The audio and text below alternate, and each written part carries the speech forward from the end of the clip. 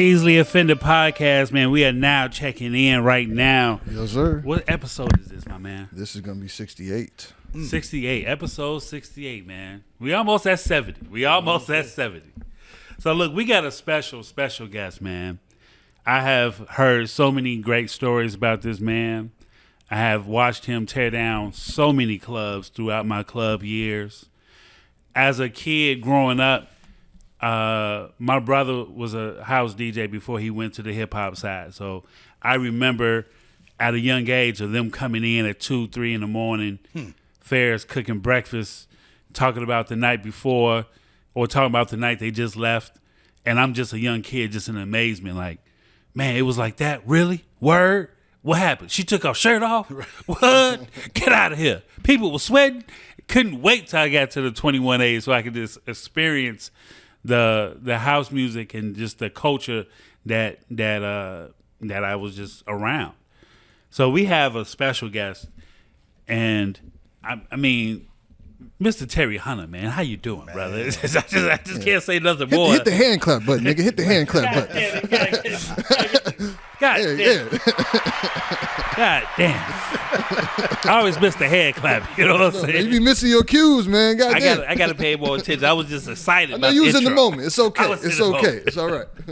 Yeah, man. So, man, we got to, man, like, you know, thank you for coming to Easily Offended Podcast, Absolutely. man. I really appreciate it, man. Yes, sir, bro. Happy to be here, man. We've been trying to do it for a minute, so we got it popping. Yeah. Like, you know, we ran into each other at High Park Summerfest. Yep. But, like, you know, we all of us work, man, and it'd be so hard. And then it's, with me having so many people that I know in this industry, it's kind of hard to, like, put everybody into, you know what I'm saying, a schedule and then work around our schedule. Like, we got kids in high school. Yes. Same here. Yes, I know you know all about it. Yes, So I just want to start off by showing you your flowers, man. You know what I'm saying? You definitely have changed so much in this music culture, and like just the stories I've heard, like I mentioned before, like the house music and how, like I was just involved with the 4-day party, like that was just insane to me. Yeah, But we you know. We definitely got some questions about. We got some questions about that. Because I like when people just leave it, just like, I'm gonna go to work, and then I'm gonna come to lunch, and then I'm gonna go back to work, then I'll see y'all tonight, and then I'll be doing the same shit over again. Absolutely. But we're gonna like start off with how did you get in love with the art of DJing? Man, so I've told this story before, but years ago, man, I have an older cousin named Terry, who I was named after. And he had to babysit me one day. Mm-hmm. And so there was a party that he wanted to go check out up north, right off Belmont. Okay. And he's like, man, look, it's daytime. It's outside. You coming with me. And so he took me to the party. We went up north. And I just remember it was right off Lakeshore Drive, man, and we walked under this viaduct and came out, and it was, I may be exaggerating or maybe not capping it enough, but at least 1,000 people there. You know what I mean? And I was like, God damn, what is this? And how old was you at that time? At that time, I was my cousin told me I was like 11. I thought I was 10, so I would say between 10 and 11. Okay. And I was like, yo, how is this dude playing all these records that I hear my family play? Because I have a, entertaining family, and, our backdrop, obviously, like so many other families, was music. And so he's seamlessly mixing these records in one after another, nonstop, wasn't no cutting it down. He was just blending. Yeah. And that DJ was Frankie Knuckles. And I was like, yo, this is crazy. Like, how is people praising this man like a straight up God? Like, it was a culture shock for me. Like, I've never seen Asian people, black people, white people, Spanish people, all controlled by music from one person. Right. And that was it for me. And I just remember it was in the month of August, and that's my birthday. And I remember calling my grandparents on my way back. My grandparents raised me, and I was like, I know what I want for my birthday. And I was like, I want a mixer. I want a DJ mixer. That was it. That was it. Didn't know I needed to have turntables. That came later. Right. I had to get that mixer. You know what I mean? And that's how it started for me, man. Damn, that's crazy. Yeah. So, and you eventually, so like basically Frankie Knuckles is the one that inspires you to be a DJ. Yes. Well, him and two people. Right. Two people. Frankie, and I got to shout out my brother Brett Morrison. He's the one that kind of taught me the basics of DJing. Okay, so okay. Those two, yeah. And you were eventually able to have a relationship with Frankie Knuckles. Oh, absolutely, man. Yeah, Absolutely. like first off, R.I.P. Frankie Yes, Knuckles. sir. You know what Yes, I'm saying? sir, A legend. But just tell me, what was that like, man? To see him and him basically like that's a seminal moment in your life. That's like a core memory, right? Yeah. And then you eventually form a relationship with that person. Like, what was that like? It was unreal, man. It was just, at that time, I was a kid, and, I had a chance to tell him that in my teenage years because, shortly after I was just DJing, and then, we're kind of like the second generation of house. And so the high school parties was it. You know what I mean? I went to Hyde Park, so the high school parties, it was known for the finest women, Whitney Young, Kenwood, Hyde Park, always CVS. got Right. You know what I mean? went to CVS. You went to CVS. See, there I you went go. to CVS. Yeah. My brother went to the V too. And there you go. And I used to travel on my lunch break. I was a bad kid. I would just did school all the time. Yeah, So I used to always come to Kenwood because my best friend June and his homeboy Sharif and Fumi, rest in peace, Fumi. Yeah. They used to all hang out. Yeah, because Hyde Park was like when we were shorties. Hyde Park was like the center for like music, Yes. culture, and it's some of the baddest motherfucking women went to Kenwood. And just was at Hyde Park on 53rd Street in general. You know what I'm saying? Bro, listen, let me tell you something. So my first year, I went to Dunbar. Okay. Right, because I grew up it was a condo building that was there. It was popular in the 80s on 24th and Canal, right near Chinatown and Bridgeport. And so that was kind of like the same with me. My mother was very young when she had me. Okay. So my grandparents raised me. And they took me from the South Side. They was like, no, sir, you're coming over here. So I went to grammar school my last 3 years in Bridgeport in the 80s. And Ooh, that was kind of rough. Come on, man. So Yeah, it was different back it then. was way different. back then, man. And so Dunbar was my neighborhood high school, and so I went there the first year, and I was like, nah, it wasn't culturally working for me. Yeah. Because that's when the low end was the low end for real. the for real. low when end. the buildings was all up. Bro. You know what I'm saying? It was crack. Yeah, bro. Got 2 for 5, 2 for 5. Listen, man. So it was Felt like one of those Fair East things. Side High and shit. Come on. Chicago Cooley is High. Chicago. But you know what it was? It was that at that time, my cousin, who I was named after, he had graduated from Hyde Park. Okay. And a lot of my cats that I knew that was into the music went to Hyde Park. And they was like, man, you got to come here. You should come here. And that's kind of really why I went there for the music. Case in point, Lil Jon, Ferris went to Hyde Park. Yeah. So I'm like, yo, that's where the DJs is at. And that's what I was trying to do. Okay. So, excuse me, I went to Hyde Park, and it was a blessing. It happened. So, That's crazy. Yeah, we was watching one of the documentaries. You were talking about the Racquetball Club on 47th Street. yes, sir. Yeah. Like how that and how your high school came out and supported you during Man. those times. That's how I got on, And Ferris was telling me, he like, man, look, you understand. bro. Racquetball, 47. Yeah, I used to hear stories about the Racquetball Club. You know what I'm saying? Bro, it is nothing that can describe. There's nothing that has happened since that, and I'm sitting here telling you, because I'm here, that has came close to that. Think about this. It was 6, 7 tennis courts, wide and deep, packed. 2,000-3,000 kids. Big shout out to my man John Hunt, Gucci Promotions. Man, that's how I got on. And so before that, I was doing local, like literally house parties. I was doing parties in my aunt's basement, anywhere I could throw a party. And how that happened for me is I got approached from a promoter by the name of Marvin Terry, which was a big promoter back in the day. And he saw that I was bringing all these kids from my high school and other high schools. And he was like, look, bro, I need you to play at the Hummingbird. That was on Ashland, right? That was on Ashland. Right. In Ashland. And so he gave me a chance and put my name on the flyer. And this is when the high schools was popping. It was like, yo, Terry Hunter from Hyde Park. Right. And I did that party. And I had the whole school come out to support at the Hummingbird. And so from that, I got attentions from local promoters. Me and John Hunt got cool, Steve Poindexter, a lot of those guys. Funny enough, John had me play with Ferris, and I think it was like Gene Hunt. No, I know it was Gene. It was Ferris, Gene Hunt, me. Whole school came out. I had the cats from Dunbar that I had met. Yeah. And me and Ferris was going record for record back then. Ooh. And that's how I got on. And then also with the help of Gene Hunt at that time, because Gene we the same age, but he was popping a little bit before me. So we used to just ride around in the city doing parties, and that's how I got on. Yeah, like when I finally got old enough to go to parties, and because I come from that culture, Yep. I always stay by a DJ booth. Absolutely. Like I literally would stay by the DJ booth and just watch how. And people always ask me like, why you ain't never DJ? Right, I'm yeah. like, bro, that nigga's shadow's way too big for me to even for sure. get out. So I was like, I like the backside business side of things. Yeah. You know what I'm saying? Yeah. Like, so like, yeah, when I was hearing those stories, like me and Jay Illa was talking about that on our pod, like episode 37. We was sitting there talking about like, even though y'all came up in a different era, right? When I was 21, it was like 2001, 2002. Coming in that era and seeing everybody partying and having a good time. Right. And we never got back to that. Yes. You know what I'm saying? Like now it's like very rare and very seldom you will go to a party with it's not one cell phone out. Yeah.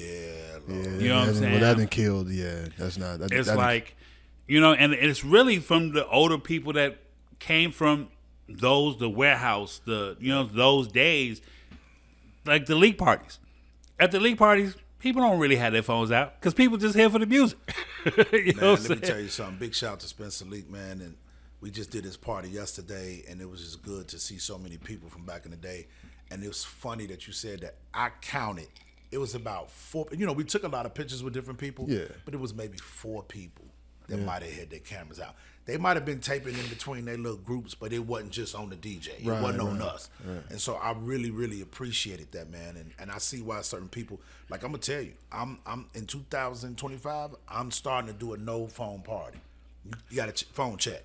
You got. You know, I posted that a while ago. Me and Gemini Jones, me and her was talking about it a couple of years ago. We was like, we should call it airplane mode. Right. But she was like, it's so hard because we depend on our phone so much. Yeah. And a lot of us have kids. Yep. Yeah. And a lot of times you leave the kid with the babysitter Right. so you can go out and have a good time. But I was like, to be honest with you, if you can go to a comedy show, and they lock your phones up. you can go to concerts.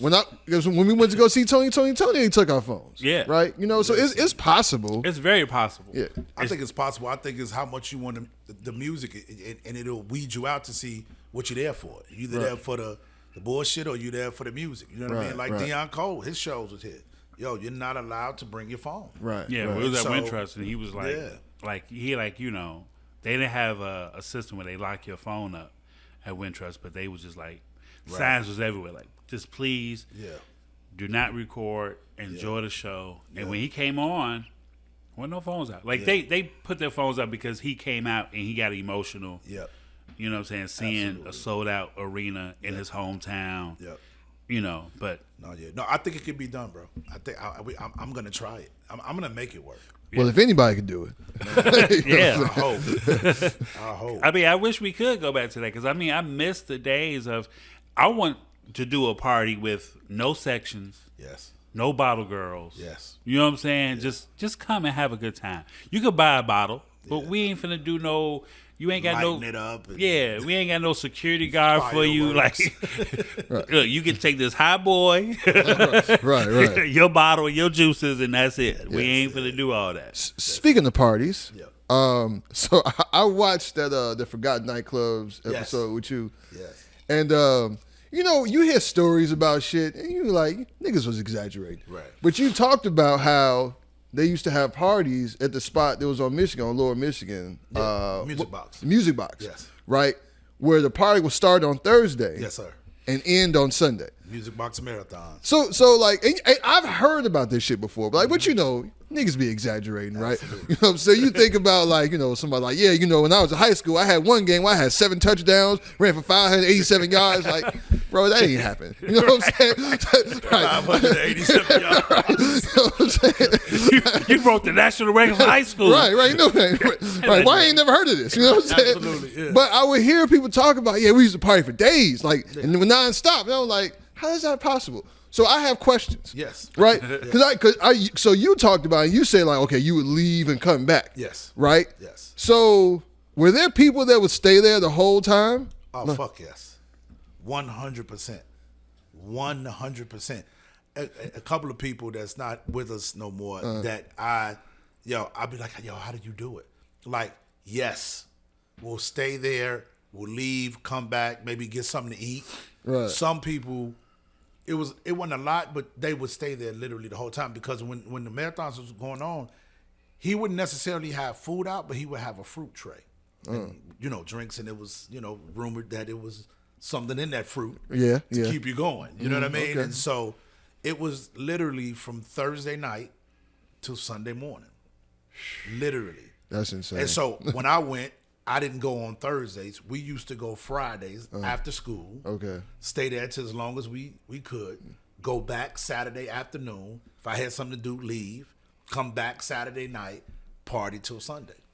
Literally nonstop. Because you got to understand at that time, Ron Hardy lived downstairs from the club. Right. So he was able to do it. He'll put on a reel for 30, 40 minutes if he wanted to eat, take a bathroom break, come back up. But nobody else would DJ except for him, right? No one else. That's no one else. Yeah. But see, you got to understand that the era that we come up from in high school, it was 2, 3, maybe 4 DJs. But in our era, man, we used to playing at minimum 2-3 hour sets, minimum. So now everything is an hour and a half. Yeah, you're lucky if you can get 2 hours, especially with house music. An hour is super quick. Like if you playing records in this form, it's 6-minute records, sometimes 8-minute records. That's only 8 to 10 records if you're doing an hour. Yeah. It's not like when we came up, it's not like hip hop. You're not playing a record just to hook into the next record. Right. You know what I mean? Because the music's not that good. No, yeah. well let's just keep it a buck. Wait a minute. Now, hold on. I mean, it's some good shit, man. There's some good shit out there. When you talk about now, okay, maybe, but some of the shit we listen to, like, music has shrinked so much. Yeah. Like I've watched the yacht documentary 4 times. Yeah. Already. Like 4 times. I'm obsessed with it. I even got up this morning, it was like yacht music. Yeah. And I was just thinking and I was sitting in my car and I was like, damn, this song long as hell. Yeah. Yeah. Like Ozzy Brothers songs 8-9 minutes long. Bro, every Isaac Hayes record is at least like 6 minutes. You know what I'm saying? And nowadays a record's like 2 minutes and 30 seconds. Even I was thinking about that the other day, even with hip hop. Like every song used to have 3 verses. You know what I'm saying? Every song will have and a hook. Yeah, and be hooks in between. You know what I'm saying? It was like that was the standard. Now it's like, man, you got something where it's just might be one verse. Absolutely. 90 seconds is a song. You know what I'm saying? I was in Austin, Texas. I believe this was either right after the pandemic or right the year of the pandemic. And I went down to Austin for South by Southwest. Okay. And I was kicking it with a couple of people, and we went to this venue that my man took me. The line was literally wrapped around the block twice to get in. Anybody that's watching this when it come out, comment, let me know if you know who she is. But there's an artist, I believe she's from Philly. Okay. She was blowing up on the internet, and she only put out songs that was 1 minute long. That was it. Her songs were she never did a song past 1 minute, if I'm not mistaken. And we went into that shit. I've never heard of her. I've never heard one of her songs, and she was just running through them, no more than 45 seconds to a minute long. And I was like, we're fucked. I mean, the music was good, but a minute? Yeah, the attention I think spans. it's genius, but you haven't heard nothing about it lately. Right. But man, it was crazy. Yeah, the attention spans are different now. Yeah. You know what I mean? Like everything, we kind of in the microwave era. Absolutely. I mean, fuck the microwave. We've gone past that now. We passed that. Yeah. I mean, because everything. Air fryer. Yeah, right. Everything's at the tip of your fingertips. Anything you want to know, anything anything you need, you can have it. It's people don't necessarily have that type of. They don't have patience to wait for things like that, and that's reflected more in the music. Yeah. And artists aren't dumb. Yeah. They realize that, and they see this is the thing. Like mostly people are doing shorter songs, even like. The most popular artists, like Kendrick. Yeah. Kendrick don't make no long songs, right? And he's probably like, he's kind of in the middle of our generation. Like, he younger than us, but Kendrick is still like 35 at this point, Absolutely. right? Yeah. So he was raised on pretty much the same shit we was raised on. The same hip hop we was raised on, Kendrick was raised on. But recognizing like the times have changed, people don't have the attention span for that anymore. You know, and it's kind of sad, but I mean, that's just where the culture has moved. We got to get back to it. I'm sorry. We got to. I want to hit 3 verses in a rap record. You know what I mean? If you want to make a 12-minute house record and it got different breakdowns and parts, I'm all for it. Yeah. Ooh, fuck it. Yeah, I mean, I love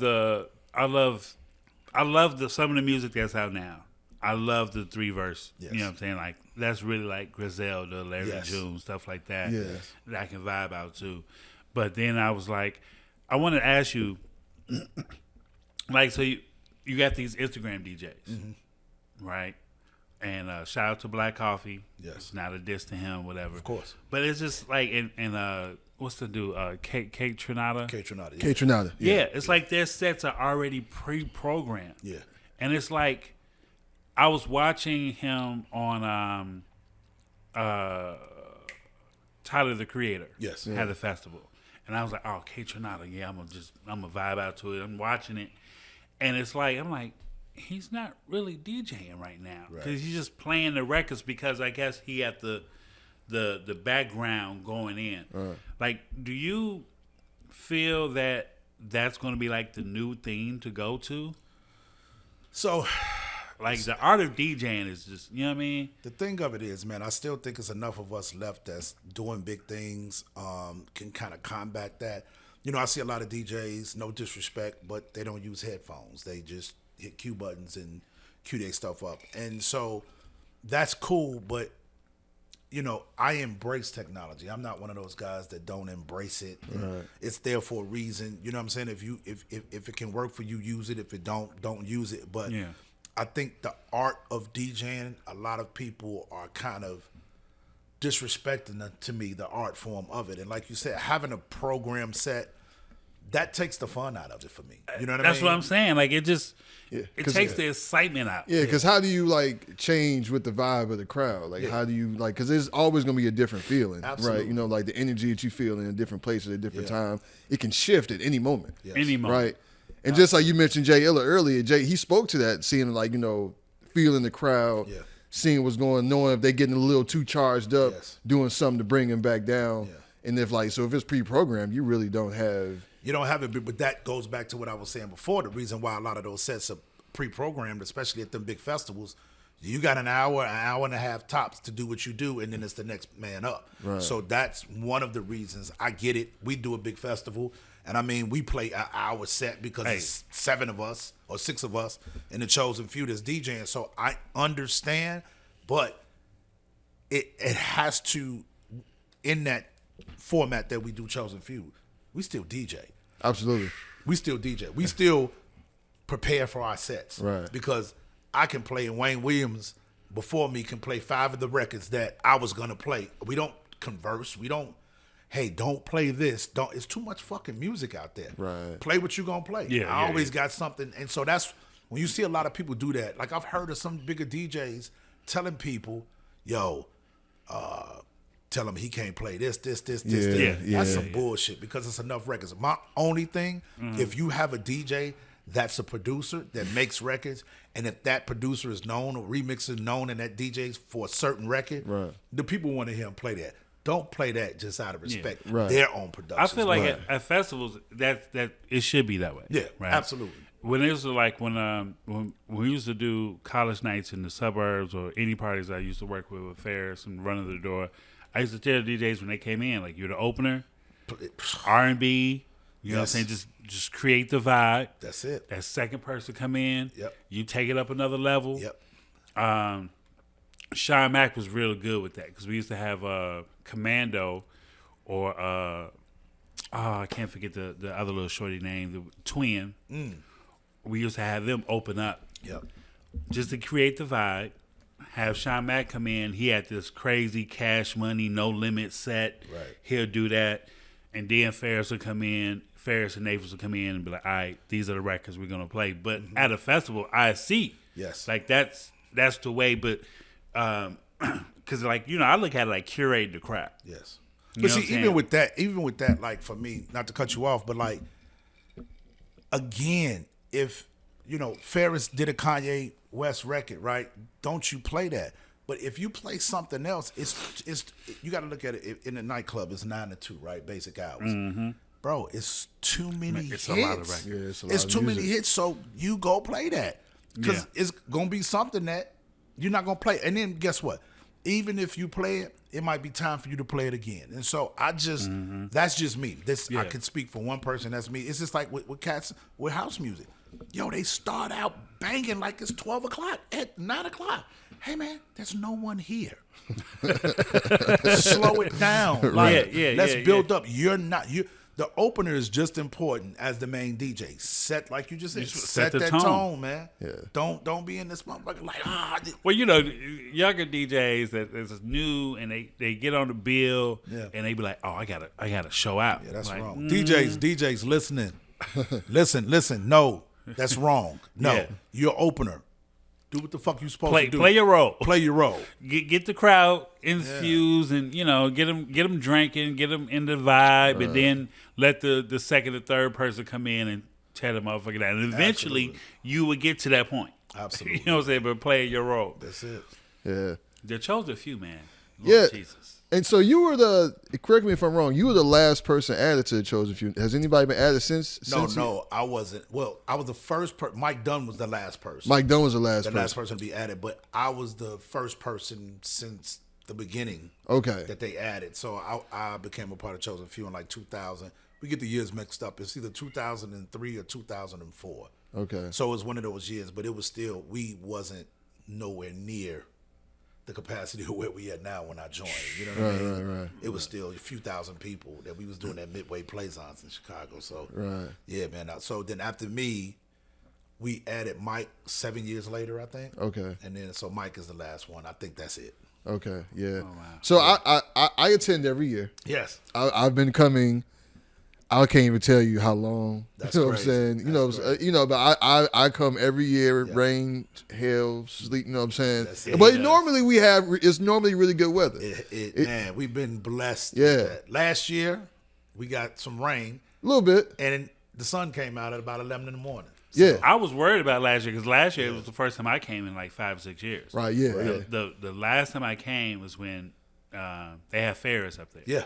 Yep. You know what I'm saying? And I was like, cause I was like, all right, man, I gotta come see you. You know what I'm saying? Right. So, but I just want to ask, cause so much has been made about people like, I remember when the shit was free. Oh, here we go. You know what I'm saying? Look, Shorty last night. Right. You know what? I ain't never paid for a Chosen because they DJ downtown for free.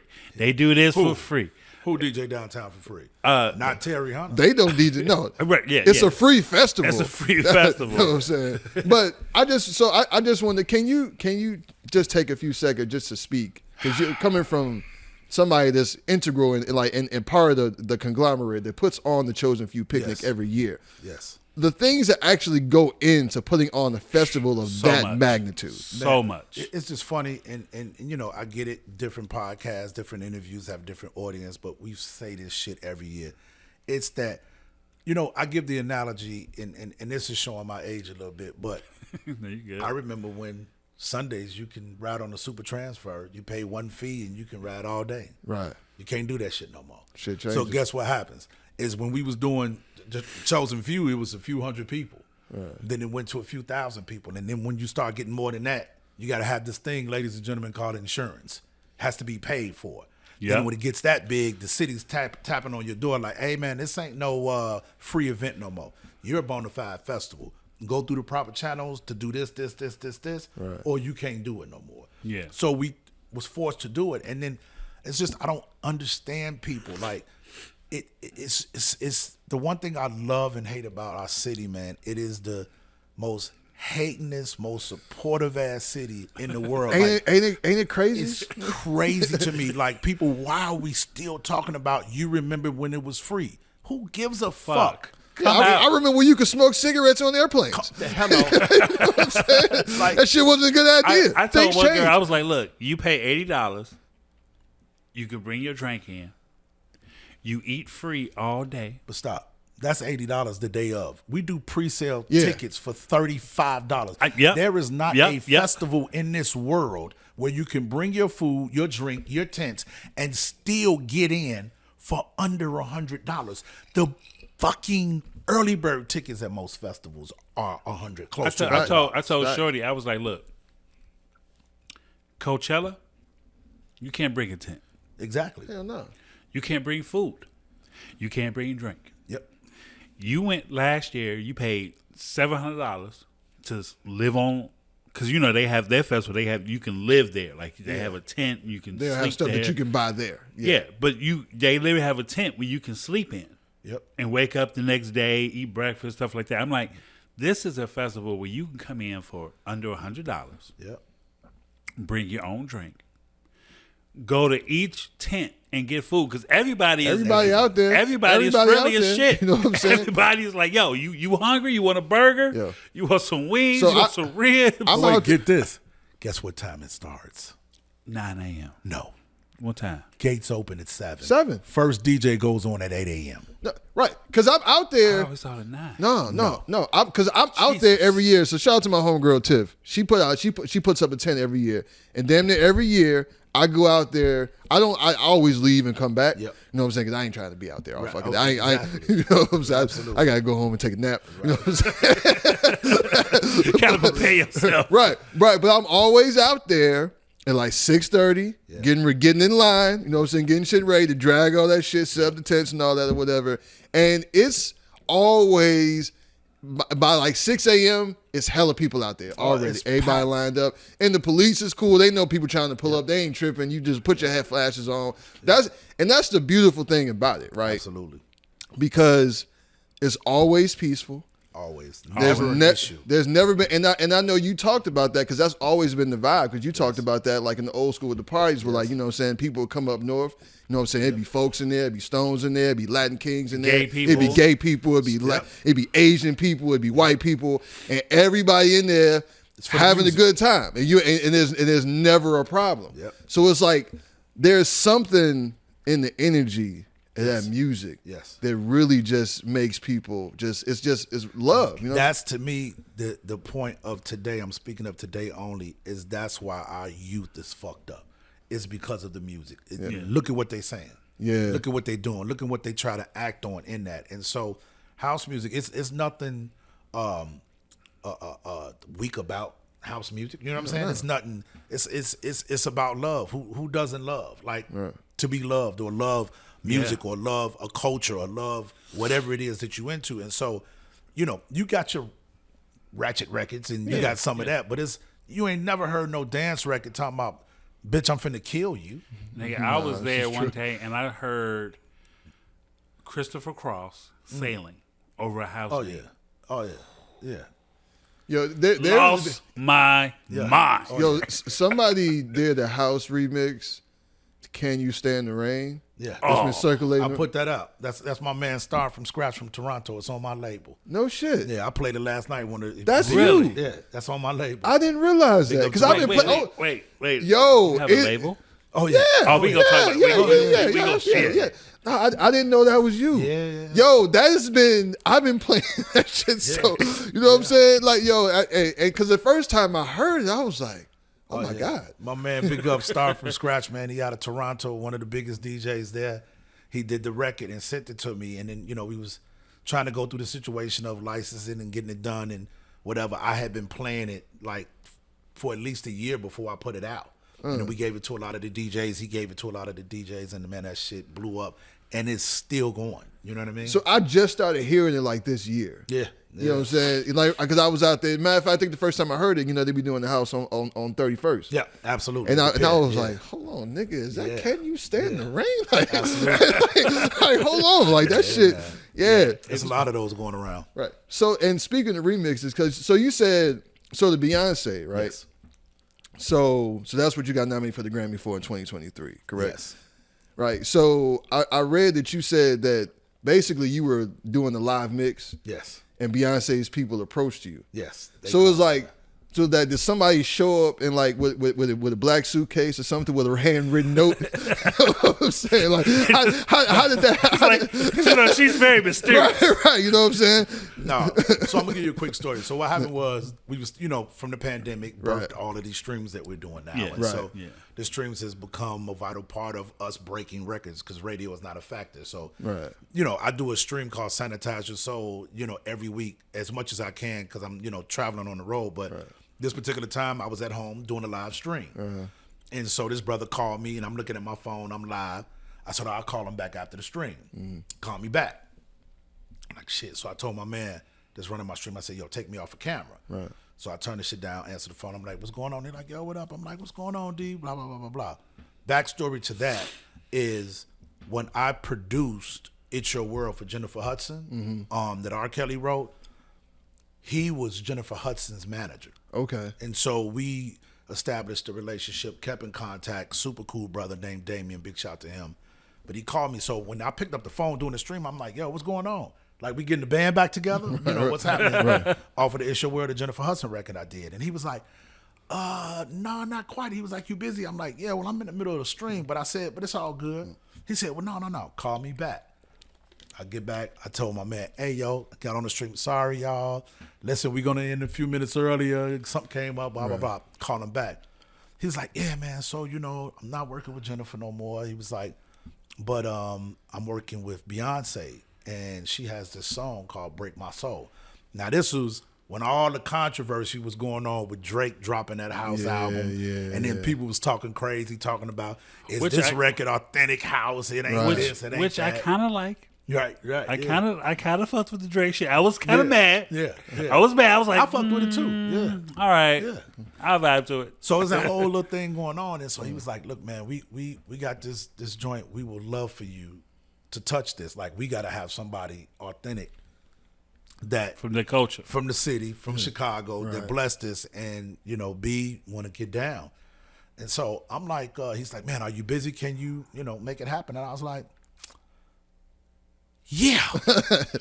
Niggas is Beyonce. Beyonce. So it's crazy. They sent me the parts over. I worked on the record. This had to be early June. And so I said, listen, man, the record's already on radio. He knew about our picnic. We was coming up to Chosen Few. I was like, yo, you got to let me play it. You got to let me play it. And so he was like, all right, let me talk to the team. I'm going to get back to you. He was like, yo, they said rock it. Cool, boom. Now, this is in the middle of all of that Drake house, who it ain't real to Beyonce. Yo, I drop it. Yo, complete madness. Like, when I tell you it went so viral from me playing it at Chosen Few, you talking about the beehives? I had the beehives hit me from France, from Spain, from London, from here, from Australia. Bro, I mean, literally all over the world, like, oh my God, this is the version that we needed. Thank you. So I'm like, wow. So at this point, the record's still not out. So wait, the record's not out. No, I just literally finished the remix. Oh, wow. It was not out. Right. So, we talk about the phones, everybody's recording this. Right. So it's a high demand. It went viral. So the record comes out, I'm like, man, what we doing? So we go in, we handle the business for the record, whatever. Still don't know anything. Record was supposed to come out in July. Nothing happened. Record was supposed to come out in the beginning of August. Nothing happened. I'm like, I get a call. I'm in the studio at like 2 a.m. He's like, yo, I got all the main masters and everything to the record. I'm like, yeah. He's like, all right. I said, I'll send it to you just in case. This is the end of August. Okay. And so I sent him everything, man. I wasn't thinking nothing of it. I was tired in the studio working on something else. And I woke up, cut my phone on him whenever I woke up, like at 8, 9 in the morning. And my phone is literally like mad niggas texting me like, yo, congratulations, bro. Like, yo, you did the Beyonce. I'm like, nigga, what are you talking about? Like, I played this. Man, they put that record out. It was on iTunes a few hours later on all the DSPs, and then that's how it went viral. But I had no idea. You know what I mean? It just, I got the call, everybody seen it, and the record did what it did, and here we are. Did you ever get a chance to meet Beyonce? So what's crazy is we've talked through Damien. We were supposed to meet. So that's funny. When we did the record, she loved it so much. So funny story. When she was on the Renaissance tour, Right. she came to Chicago. Right. I was on tour in Europe. And so I missed it. When she came here, she does what I now call, funny story, it's called interstitial. So do you know what an interstitial is? No. You know, so me neither. So I'll tell you the story. So basically, it's interstitials are intermission. So don't you like when you hear, if you ever went and anybody saw the Beyonce tour, she would have spots where she's playing music, where she's changing, showing all these visuals, whatever the case. That's an interstitial. So she came to Chicago, and when she did it, when her interstitials played, it was more European house. This the home house. Right. And so I remember him in Park with the team from, they was like, yo, bro, that's your city. They like, how did she didn't do Break My Soul, Terry's version, da-da-da-da-da, and you doing all this Euro stuff. So the next date that she had was when she left Chicago was Detroit. So she called me. I was in Croatia. Okay. And he's like, listen, bro, we need you. We need you to help put some real, his exact words, I don't know if I could tell this, but his exact words, she need the house music, bro, like what you do. She needed soulful. She needed blackety black. Right. Like all this Euro stuff is out the door. Right. I said, bro, I'm in Croatia. Like I'm doing a festival here. I'm touring Europe. Like he's like, bro, you got to do this for me. Let me hook you up. Big shout out to my man, Kyrie, which is her MD. I went in. They sent me all the parts and the music they had. He was like, we need you to make this go up doing a interstitial. So I'm like, okay.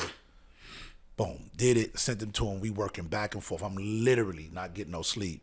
So when she hit that Detroit date, all of the mixes, and people don't know this, that all those house records that's in, like was Opulence, Water, and something else, in between the intermission, I did all of that for her for the rest of the tour. So the last show that she was doing, not the last, but her last hit in Houston, they invited me out. Okay. So went out there. I imagine that, seeing that in her hometown, right, in Houston, right, seeing the work that I did on the big screen. You know what I'm saying? So that's so crazy. I got to catch it out there, which I think was probably even better seeing it in Chicago. You know what I mean? That's crazy. I caught the cue that time. Right. So I want to ask you. So taking it back to like 1990. Yep. So Madness. Yep. That was what basically broke for you. That was my first record. That was your first record. Yeah. So that was the first record you actually did. Oh yeah. In general. Oh yeah. So your first record. Yes. Is so the first thing you ever created. Yes. Yourself. Yes. Is the record that broke for you. Yes. That's fucking crazy. Yeah. Right. So and that led to you getting your first gig in London. Yes. Correct. Absolutely. Can we talk about that? Like how that went down? Man, yeah, for sure. Big shout out to my brother, man. Rest in peace, Armando. He was a huge figure in Chicago house music, DJ, label owner. And what we used to do back then is we used to either do our own edits of records that another DJ didn't have, that we knew you're not going to play this, right, or we will make our own tracks. And so I hooked up with my man, big shout out to Kenny Jordan. He was the first person I knew that had a drum machine and a keyboard in his basement. Right. Yo, I'm not a musician at that time. I don't know nothing. So I'm just hitting keys on the drum machine that fit. Right. And just put a beat behind it. And so I was playing it and playing it and playing it at all the parties that we were doing. And the record got popular. So Armando was like, bro, we need to put this out. So we end up putting it out. The record went #1 in the UK. So I had a friend of mine named Dana that's from the crib. He met a girl in Chicago that was from London, ended up moving to London. And now this was before like emails. Right. He called me. He was like, boy, I got 1 minute. Because these when the calls. Right, we had to pay for, them international calls. Pay calls and all that. Yeah. I'm like, what's up? He's like, nigga, your record is popping over here. I'm like, what? I'm like, nah. He's like, bro, your record is in all the record stores. It's the biggest records in the clubs in London. Man, I'm finna try to get you out of here. I'm finna send you these charts that your record's on. I'm like, yeah, right. So again, no emailing. He mails me a copy of the charts from London. Like, I got that shit like 2 weeks later. I'm like, whoa. I know you was like, yo, I need to get my money. Man, listen. Let's check the residuals. He went and got with a brother that worked at a record store by the name of Jeremy Newell. And he was like, look, man, I grew up with Terry Hunter. He's like, whatever. They end up putting their money together, flying me to London in 1990 for the first time. And when I got in London, they had 1 gig booked. When I got there, I had a month's worth of tours just in the country of England. So I'm up and down the country off of that first record that I did. Because for me, when I did that record, the point is I looked at the difference of a lot of the DJs that was here. When I started, I never wanted to be just a local DJ. I did not want to be the man in Chicago. Yeah. And that was it. And so as a teenager, I'm like, what the fuck do I got to do? Because I don't want to be this whatever. I want to see the world. It was like, yo, you got to make a record. You got to learn production. Right. And that's what I did. And literally my first record took me across the world. That's crazy. Yeah, man. Absolutely, bro. So that was, so this is really meant for you. Man. Right? You know, like. As it turned out, yeah, I think so. I mean, so because to have your first ever composition go like that, like that don't happen for a lot of people, man. You know, that's I'm talking about like, so you really chose, like, you know, some people, like you destined, if you believe in destiny or whatever, like some things are preordained. Things will happen the way they're supposed to happen. That's obviously the way it was supposed to happen for you. Listen, bro, I look back on things like even right now, and in hindsight, looking at that, you're absolutely correct. And for me, I have been very successful with seeing the world. Like, it's probably not a place I haven't been, you know, playing the music that I love. I've been to damn near every country that is permitted to go to, you know what I mean? From Europe to Asia to Australia to Africa. I've been everywhere through this music that I love. How do they react in Africa?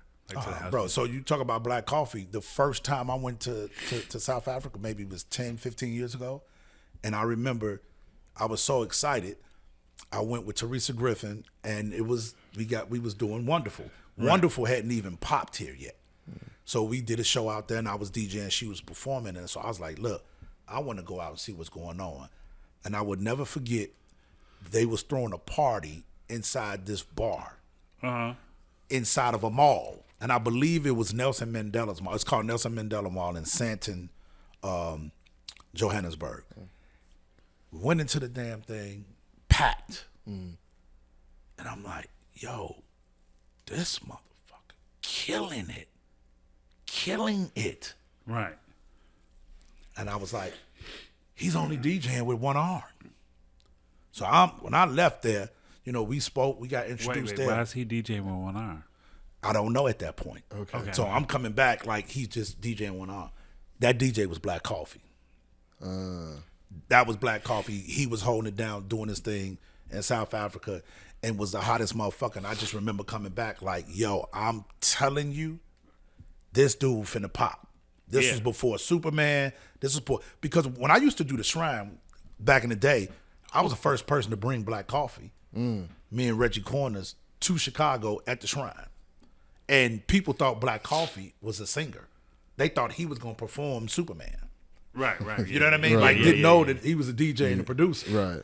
And so that's kind of how that happened with going to South Africa. So to look at it when we go back to say, I was meant to do this, I think so. Because if we fast forward to now, again, take all the places I've been, I've had a lot of success. I knew I would probably be able, God willing, to ride this out for the rest of my life. But this resurgence that's happening, back-to-back nominations with two of the biggest artists in the world, like Mariah and Beyonce. Right. So you couldn't have told me right now, today, as we sit here, that I was at the Grammys in February, and then last year at the Grammys for, you know what I mean? That's crazy for me. You know what I mean? And just the thought of that. Like, it was so many Chicago people there. Yes. Shout out to Jay Ivy. Absolutely. You know what I'm saying? Big shout out to my brother Jay Ivy. You know, Really Though, which is one of my homeboys. Absolutely. Flashing Lights. And I actually got my first Grammy winner with Jay helping out on that album. So, so people don't know that, and we should talk about that. You know. So you got a Grammy at the crib. Well, so what happens is how that works. Yes, I got a certificate, but you only really get the trophy. The artists get the trophy, and if you're a producer or a writer, you have to write, I believe, is at least 50% of that album to get the hardware. But you still get my certificate is bigger than the Beyonce and the Mariah certificate saying Grammy Award winner. Oh, you know that's what I mean? crazy. So That's motherfucking crazy. God damn it. Nigga, I've never. I was surprised. Like, it's just amazing to see Chicago culture get that recognition. Yeah. You know what I'm saying? And it's not just in rap. Yeah. And just not in R&B. Yes. Because we've dominated in R&B and and rap. Yes. When it comes to Grammys. Yes. You know what I'm saying? But you know, you had Maurice Joshua for sure that has won a Grammy, and he worked with Destiny Childs. I think it was maybe 15 years ago, however long it was. Steve Hurley. Right. A lot of people, you know, 10 City, the group, big shout out to my brothers. Yeah, 10 City, yeah. They got a nomination. So we've been doing it, but it's just this day and age and where the music has shifted and went here, there with hip hop and R&B and virtually no R&B, to have house come back. Like, and that's the thing, you know, again, it was funny. We was out yesterday and it was just like, man, what you're doing for the city and how you making the city look across the world is amazing. And he was like, these motherfuckers be hating. I said, man, let me explain something to you. They hating because that's all they know to do is hate. They really not hating. I understand that being from this city. You know what I'm saying? Right. So at the thing of it is that some people just don't want to see nobody else win. But what I'm doing now is setting it up for the next person, because guess what? It's my time right now. Right. Tomorrow's going to be somebody else's time. I know that. I understand that. Right. But I want to lay that path for them to walk through a little smoother. Yeah. So what I'm doing right now, I think for house music and for what we're doing for Chicago music is fucking incredible, because if somebody else was doing it, the next person, I'm going to be right there championing it. You know what I mean? Yeah. People ask me, man, you should have got nominated, because I worked on, I did a big record for Yolanda Adams. Okay. Called Church Doors, and it's straight up gospel house. And tomorrow I was saying we're going to New York. We're doing the Today Show, performing that record. So it's like all of these major artists are coming at me. Wait, you doing the Today Show? Yes, Tuesday. So I don't know when this is going to air, but Tuesday. It won't be air Tuesday. No, for sure. Yeah. God damn, that's a stunt right there. So I'm on the Today Show, nigga. You know what I mean? It's just one of those things where it's just, you know, I love the Grammys. I want that trophy, but just to be able to open up the music with these major artists, you know what I mean, is a big thing. And so I'm never in a million years to go back to really what you're saying.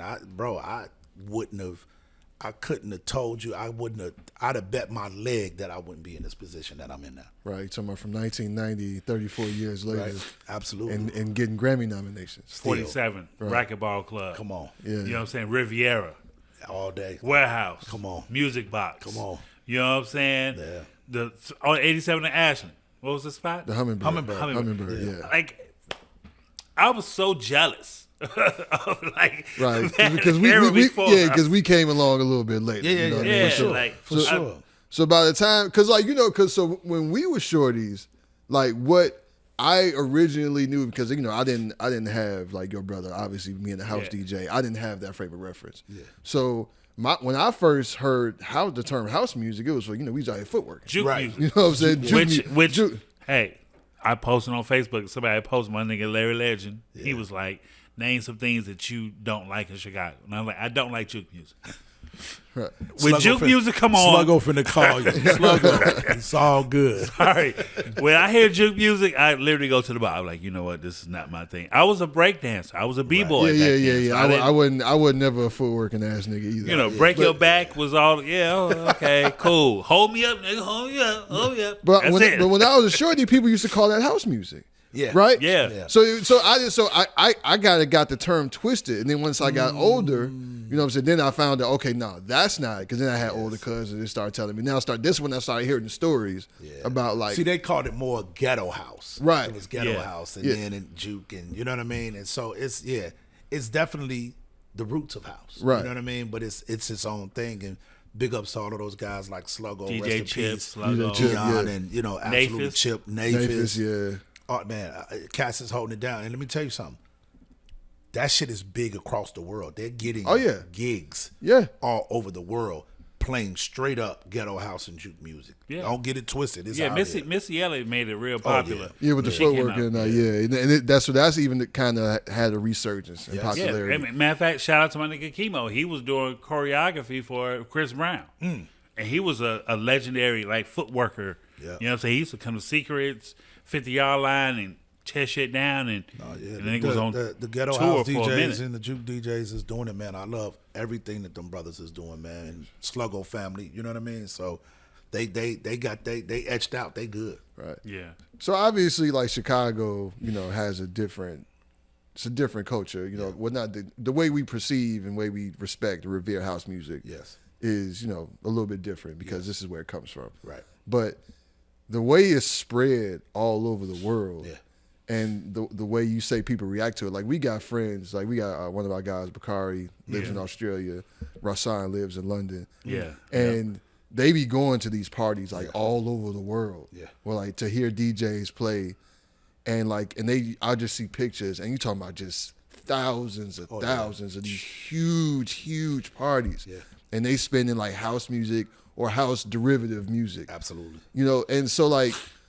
You've seen that firsthand, like coming from like when you started going over there in 1990 until now. Yes. Like, so can you talk about like how you've seen that grow and what do you think like about how they take it and how they respect it over there as opposed to here? Yeah, I think for me, we hold house music. It's always a thing. It's so boring on Facebook and all these keyboard gangsters, man, that get behind Instagram and Facebook and talk shit and say this and that. And it's always the same thing. Who started what? House didn't start here. House wasn't black music. House is gay music. House wasn't this. It's all of that. And I realize is that people are just that passionate about what it is. Right. So you're going to get a lot of truths. You're going to get a lot of bullshit in between that. Right. But to see it over there, like, again, what a lot of the forefathers, when you look at Frankie and you look at a lot of those guys that was big back in that first generation, what was disheartening, it went through a phase to where people didn't realize house music started here. They were saying it was started in New York. Right. They said it started in London. You know what I mean? And so, yes,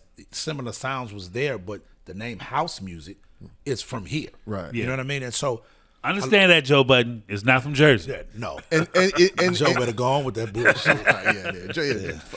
You tripping, Fab. Yeah.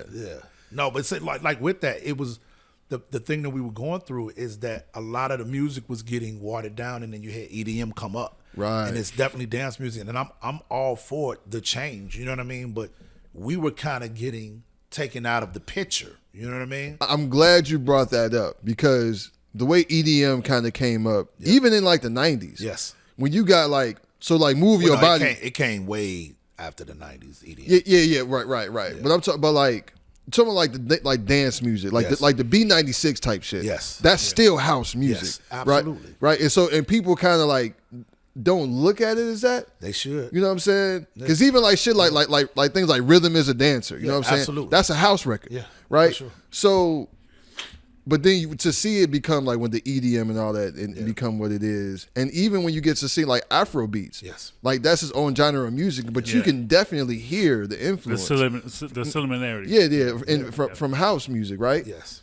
And so it's kind of, do you ever feel like the urge to say something to educate people, or do you just let it be what it is? No, I say it all the time because I'm in the position right now where people to listen. You know what I mean? And so I would say it all the time, like how they're flipping it. Like before Afro beats, it was Afro house. Okay. Afro house, it's from South Africa. You know what I'm saying? Versus Afro beats is from Nigeria. Okay. Like, and if I got that wrong, I'm sorry, but it's not from South Africa. Okay. So it went from that, but it's definitely taking the roots of what house music is. And so I just, want to get the record straight and let the promoters know and the fans know, like, hey, learn where this shit come from. Right. Like it does not start from where you talking about. Right. And so now you're starting to see a lot of people working and doing different things, excuse me, with a lot of the big producers and DJs as they should. You know what I mean? But you can't just sit up and pay some of these guys, man, it's kind of fell off, but it was, fucking getting $200,000-$300,000 for a fucking DJ gig. You know what I mean? And so that's kind of crazy. And then when you go to a house cats, you want to pay them a couple thousand. Right. And so for me, I never stood on that. It's like, yo, you're not paying for it. You got to look at it like this. I'm going out of the country in 2 weeks. I have 2 shows in Europe. I get on a plane. It's a 9.5 hour trip. Right, yeah. Two, from this particular one is a 2-hour drive to the city I'm in Italy. Get to sleep, play the gig, 2-hour set, go to the next country, 3-4 hours because I'm in Europe. Right. Play the gig, 2-3 hours, get back on the plane, come home, another 10 hours. I'm spending more time in the air than I'm actually playing at these gigs. You're paying for my name. Right. You're paying for all the years of hard work, and you're paying for me to fucking travel there. The music is easy. Right. You know what I'm saying? You're paying for all of that. And so that's the difference on with me standing on it, that I was in a position on a lot of things to be able to say no. Like, nah, I ain't doing that shit. I'm good. You paying the next DJ that's on this lineup $70,000 and you tripping on I fly first class. That's not negotiable. Right. That's just what it is. Especially on a long ass flight. No, like don't tell me you come through with an economy ticket. No, sir. No. No, So I it's need just one of first those class. things. Like we still got to fight for certain things, which is crazy to me. You know what I mean? I want all green M&Ms. You know what I mean? You know what I'm saying? I want aquapana water. You Listen. feel me? I mean, but like just knowing, like and that's not being an asshole. No, it's not. That's not being a jerk. That's like asking for the respect. That's knowing your worth. that you deserve. Yeah, and knowing your worth, knowing that like you were here, like so you say you're second generation, right? Yes. Right. So like the first generation being people like Frankie Knuckles, Yes. Ron people Hardy. like Alan Ron King. Hardy, Yep. Wayne Williams, Yep. right? Which was crazy to hear that story about how you talked about how the first quote unquote house record, because he didn't want to give him His record. that record, And he made so he's it like, his I'm gonna make it myself. Yep, and that's basically how because before then it was just basically disco, soul music, right? Absolutely. Right, because I've heard you mention this on multiple like interviews and things I've talked about. You mentioned like Harold Melvin, the Blue Notes, and shit like that a lot. Yes. Right. But people say that's a house record. It's not a fucking house record. It's a disco record. House wasn't even created then. Right. You know what I mean? So that would be like it came out in '84 officially, right? Yeah. Well, depending on which record, but some of them records came out in 78, 77. Right. You know what I mean? Right. So, but the first house record, Jesse Saunders record, Right, that we're Jesse talking about, Saunders. was 84. 84. Right. Yeah. Yeah, which is 2 years after I was born. There you go. But I said this like it's crazy. Like when you talk about Harold Melvin and the Blue Notes and all of those records in the disco era, it was funny. Like me and Jazzy Jeff, that's my brother. Like we close, and I just was sitting I was in Philly at his house. Well, he's not in Philly, right outside Philly. But I was like, yo, do you realize, bro? I told him, I said, and I'm just realizing this, is that I'm going to go start saying this on record, is that Philadelphia does not get enough respect. We know Philly from the Neo Soul and all the stuff. And even like Gamble and Huff came from you. Yeah, Gamble and Huff. But like, you look it up. You take Harold Melvin and the Blue Notes. You take Gamble and Huff. You take First Choice. You take the Tramps. Ooh, First Choice. All of those records are disco records. Came from Philly. They came from Philly that we still play in the house clubs today. That's what influenced us in Chicago was those records that was coming out of Philly. Don't get it twisted. New York was doing their thing. Right. Larry Levan and Paradise Garage, there's so many other DJs that we can name, but I'm just naming because that's what everybody knows. But it was people before Larry. But again, Philly does not get the credit. It is so many hits that at least between me and Ferris yesterday played 4 or 5 records from Philadelphia, and the people scream like it's a brand new fucking record. So I got to give Philadelphia their props for doing what they did in the 70s to influence us. Yeah. I would love to see like house music as big, like, you know, like you ever seen the set from Tomorrowland? Nah. Like, I'm not hip on it. Look on Tomorrowland and just YouTube. Look at their sets. Yes, it's their insane. sets is like $1 million sets, and it's like all this super 3D picture shit. Like I would love to see that for like. I think that we're gonna get there, man. I mean, they can't hold it. I think we are too. Yeah, but I think you look at what's going on in Chicago in the last couple of years. It is people moving here from Europe. Yeah. to experience not just the culture but the city and what it has to offer. Well, yeah, it's happening. You know what I mean? Real quick, a friend of mine, his auntie, she works for City Hall. Well, she used to work for City Hall, and she was, I don't know what the position was, but she was basically in control of the population. Like who's moving out, who's moving in. Right. And I remember her telling me this. She's like, a lot more people are moving that's born and raised in Chicago are moving out, but there are a lot more people moving in. Absolutely. Because of certain situations. Absolutely. But really, it's because Chicago has been voted 3 years in a row as the best city in the fucking world. Yeah. Because people want to experience the food, the culture, the music.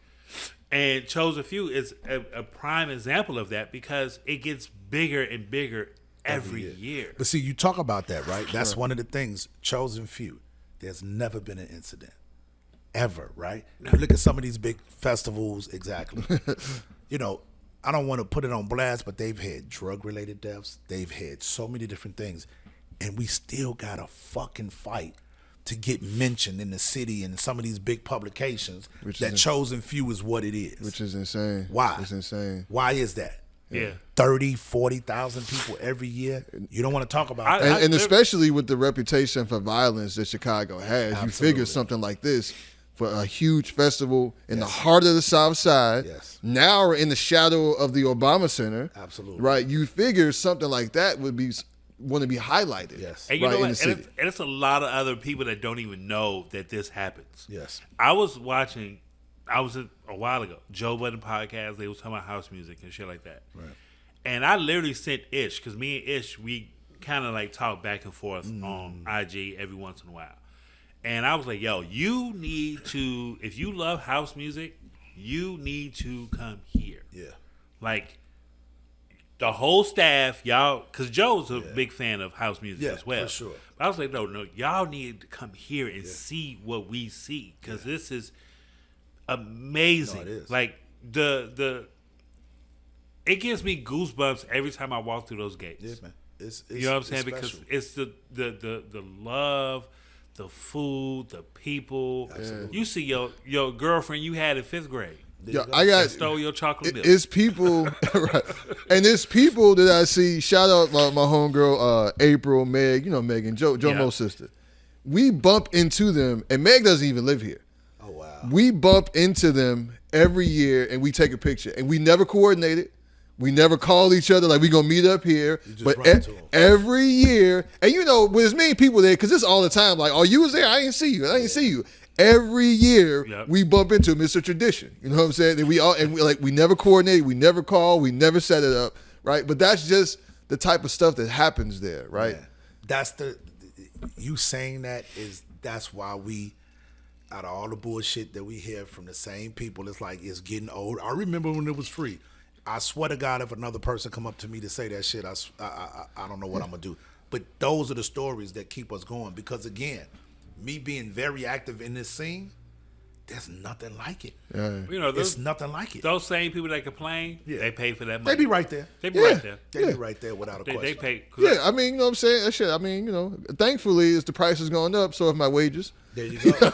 Right. So, you know, I'm able to come, but it's not when you like you say, when you really put it in proper context and think about what you're getting, and the fact that you can bring in all your own shit. Yes. I mean, and people will be having elaborate fucking spreads, I came in there with the backpack, with the liquor in my back, and a chair. No, you seen what my girl tent we had? It was whole inflatable furniture. We had a whole buffet. Y'all one of them. Oh yeah. We said that we was gonna get out there because every year, bro, I'm blown away. Some dude literally he ain't had no blow up shit. He brought his couch. He brought a love chair, a regular chair. He brought a crap table. He brought a fucking TV out there. That's crazy. Streaming from his phone, and you couldn't hear no volume. Just had it in the background. Right. Listen to music. So I was like, we've been talking about it, but we need to have like a tent contest, like, because it's that is genius. Oh no, that would because it's me motherfuckers that come out there and do that shit every year. Oh yeah, that would definitely go up. We've been talking about it. Yeah. 10 contests Yes. next year. Chosen few. That's Like, get your shit ready. Get your shit up. Absolutely. Niggas will bring out leather Oh my sectionals. God. Oh yeah. But I got a pool table, my nigga. Motherfucker gonna have little inflatable pools in that Right, I was motherfucker. gonna say, You know what I'm saying? That's what I'm waiting to see. is Yeah, that's the inflatable one thing I balls. haven't seen. That's yep. Yeah, motherfucker have. Well, we done that's- fucked up now because now they finna bring. Right. Yeah. You gonna I'm see that definitely shit finna- next year? I'm definitely finna edit this part and put it out. Niggas were like, yo. Nigga, they doing Why it. we ain't think doing about a that shit, son? They doing a 10 contest next year, nigga. I want to get this 50-foot indoor pool. Like, nigga, With what? a diving board. right. They have a diving contest.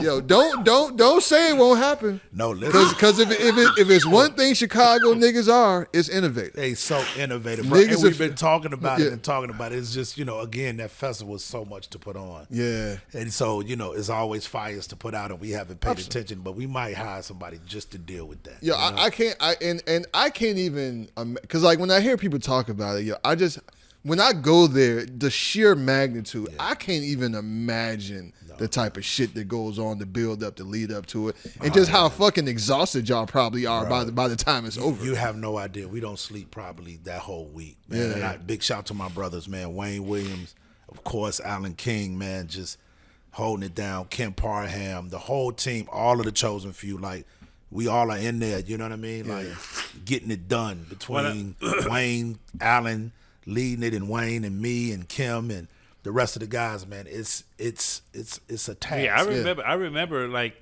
when I worked at the Hyatt. Yeah, I used to stay at the Hyatt. Absolutely. And I used to We still have yeah. ones at the Hyatt, yeah. And Wayne be like, Yeah. he'll come in and he'd be like, it'd be like fucking like 1 in the morning. Yeah. Like, I need my drink. There Need my you go. drink. And then about 4 hours later, he's right back out. I'm like, yeah. did you even sleep? He like, Nope. nope. But this is the love that y'all have for the city, though. For the city. And that's what people don't understand. Like, it takes so much. It does. And especially with that, like, you have people, like you said, from Australia, Yep. New Zealand, London. all over the People world. be here from all over the world for all this over. shit. And I'm pretty Yeah. much sure some of those people are y'all contacts. Oh, yeah. That be like, yo, I'm coming. Oh, absolutely. I need to make sure, my VIP, that your name is on the list. Don't There even you worry go. about it. There you go. You know what I'm saying? Like, So I want to ask you, because there's been a conversation going around in social media about, and it's a bit of a metaphorical thing, and some of it's literal, some of it's metaphorical, about we losing recipes, right? Like our ancestors are passing on, our elders are passing on, and we losing the recipes. Like don't nobody know how to make the banana pudding the way grandma made it. Right. You know what I'm saying? So speaking to that, y'all are not getting no younger, right? Yes. So who are y'all leaving the recipes to this shit to, Man, right? listen, Who's gonna like? Because the chosen few must go on. I want my kid to be going to the chosen few the same Right. way. You know what I'm saying? That I've been going. Like so who are y'all leaving the recipes, man? What's the future? Alan King's daughter is a DJ. Okay. My son is a DJ. Wayne Williams' son is getting into music. Okay. Tony Hatchett's son is getting into music. We have guys like Jay Starr that is doing amazing things. There's a whole core of young guys that's doing it. And so that's the thing. It's going to definitely keep going on. Okay. They've been primed since they was babies, bro. Baby. You know what I mean? And and they've been there every year. And if you look at it, Right. they grew up in it, and Right. it's not just a certain. It's from 5 years old to 65. Right. That's at the chosen few. So, no, we're making sure that doesn't get lost. And you got people, you hear the bullshit conversations like I remember what is free. Oh, what's gonna happen when you guys get too old enough to do it or can't do it? And it's not finna die with us. For the new, it's a new generation. It's not gonna die. It's the next generation that's finna bring that up, and they being primed without knowing it. Again, my son, 2-3 years ago, was like, "Hey, Dad, what you doing with that controller?" Now he's DJing every week, playing parties. He's 18, 17, finna be 18, and so that's the thing, man. We got all of our families that is very involved with the chosen few. You know what I mean? Alan's family is a big supporter of the picnic and works the picnic. Wayne's family, my family, Kim's family, like it's not dying with us at all. That's beautiful. Yeah. Is just the next generation take it over? Oh yeah, absolutely. Like anything else. Yeah. We're gonna keep house music going, man. It ain't going nowhere. I remember somebody said 15 years ago, house music dead. Oh, okay. Yeah, all right. Okay. Yeah. Like it's something about it. Like I brought people to house parties, and never been a fan of house music. Yeah. It's just something with that music. Soon as that bass kick, Yeah. Get that groove. you just get that groove. And then, it's just so crazy. I just remember we went through a thing where people were saying, hip hop guys. I remember early on in my career, there was this stigma that hip hop cats did not fuck with house, and house did not fuck with hip hop.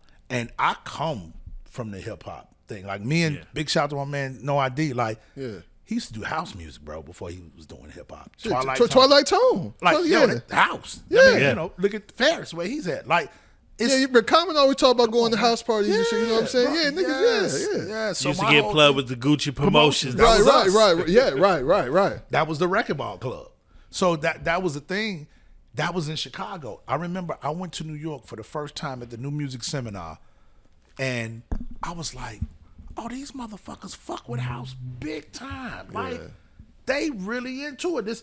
I came back to Chicago like, oh, y'all on some fuckboy shit. Y'all full of shit. It's popping. And so that was the thing. Now, it's R&B. It's everything has a 4/4 dance beat to it that's influenced by house music. And people don't even know. And so that's my thing, is to where let's get them familiar with the sound. Let's get the youth familiar. Right. And then once they get hooked, they're like, oh, well, what's this? Right. It's the same with the cats that's into this trap shit. And they go back and say, oh, that sample that came from, boom. So it's funny, man, because my pops got a huge record collection. Oh, nice. Right?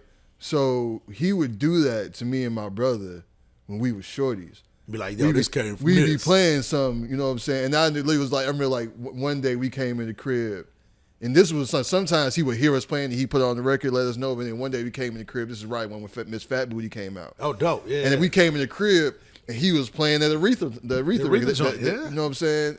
And we were like, oh, what's, you know what I'm saying? Like, oh shit, that's like, nah, nigga, this is not Mos Def. This is Aretha fucking Franklin. This is Aretha right? Franklin. So now, and just because of that, like I got a whole playlist, man, and I be like showing my kids, I be putting people on like with certain things. That's like a hobby of mine now. Yeah. Like I like search for samples, or if I be out and I hear something, I'll be like, oh shit, you know what I'm saying? I got like a sample. I mean, I got like a playlist, man. He has a sample playlist of 404 songs. It's way past that. It's way past that. It's like because because I got it on Spotify and they show you in like hours. Oh, okay. I got like days worth of shit on there at this point. You know, I've been building it for a long time. Yeah. Right. But the thing about it is some of these records I wouldn't know. Right. If it wasn't for hip hop. Exactly. Right. But now I have such an appreciation for these records because of that. Yes. Right. So it's kind of like, so you could talk about people taking things or twisting or whatever, but like if you really are a student and you really like love the music, then you're gonna appreciate where that shit comes from. Bro, right? I never even knew. Watching yacht music, I downloaded one of the playlists.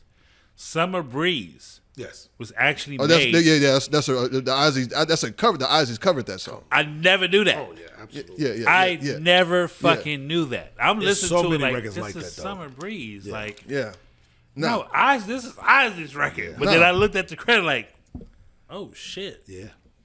It's a lot of that. Yeah. Wow. And it's always going to be that. You know what I mean? And sometimes there's certain records like where people cover shit and make it their own. Just like for the longest time, people didn't know that All I Do from Troop was a Jackson 5 record. Yeah. Like people, but that's the thing when people redo things so well. Absolutely. Like because the thing that is the problem when you say that. That is the problem that I have, and I get it with hip hop, with house music, with all these genres. They take the old records, and I love it from a DJ standpoint because sonically we in two different worlds, right? Yeah. The sound was different. So in house music, you got this thing where cats are just literally taking full records and just putting the kick drum over them, saying it's their records. It's not your fucking record. Right. Give the artist its credit. You know what I mean? Yeah. So that's the issue that I have with it. I love it to play it as a DJ. Like, I played a bunch of stuff that was just kind of remixed, retouched, re-edited. That's fine. But don't say, I wouldn't dare take a fucking Isley Brother record and be like, yeah, this is Terry Hunter Between the Sheets. No. This is the Isley Brothers, Terry Hunter retouch. Right. Or edit or whatever it is. And so a lot of that stuff is happening in the community that I wish would stop because it's a lot of new music that's being made and played. Right. Like we ain't got to always focus on the old. And I come from the old and I love it. Right. It's like, come on, fellas, it's just a little too much. They started remake because it's like the early 2000s. Like Ashanti even got songs that's her songs has been remade. Yeah. You know what I'm saying? Like it's getting to that point where like these artists are now being sampled. Yeah. No, it's crazy. The records we came up on are the Dusties now. Yeah. Nigga. They Right. Dusties, yeah. Yeah. And see, that's it. the thing is like when you take an old record, right? We come from the era when I come up, like you take a sample like Miss Fat Booty Aretha, you flip that shit. Right. There's nothing wrong with taking these records, but flip it. But just don't start it from the beginning to the end and put a kick drum over and say it's that. Take a piece out of it and flip it. Yeah, and see, and that was the thing. So that's why I really had learned to have an appreciation for people like Q-Tip. Yes. Oh, yeah. I feel like in terms of, I go back and forth between them and the Bomb Squad. Yes. With him and the Bomb Squad, I mean, in terms of like, when they really change like sampling and like, so that MPC really became an instrument. Bro. Then of course you had people that come along like Madlib and JD that took it to another level. But I feel like a lot of that shit in terms of what the way, because like, you know, we all know hip hop comes from the break beats, right? Yes. Yep. And then for the longest time, people were just taking the break beats, throwing drums on them, and now we rhyming on these break beats. But people like Tip started taking, like, when you think about lyrics to go, the way he took that. You know what I'm saying? Like that's not a part that somebody would really think to take. You know what I'm saying? Yeah. And like and just completely flipping things on his head and taking things to another level, right? And you know, there's gonna be somebody else who's gonna come. You know, I mean, you got people that's out here kind of doing it now, like, because I feel like I don't know why people like to give Hit Boy a lot of shit. Right? Yeah. So, okay, so how do you feel about Hit Boy and people like him? Let me say this, and I'm gonna speak from Hit Boy and Nas's creations. I think Hit Boy gives Nas his C and D beats. Really? I mean, so for me, if we're gonna talk about Nas, I think Nas is one of the greatest ever. I don't know Nas personally. I cannot comment, but Nas does not know how to pick beats.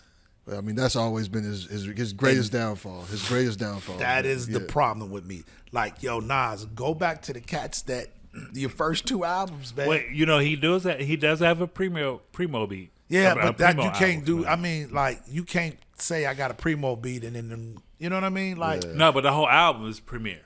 who? Nas? Yeah.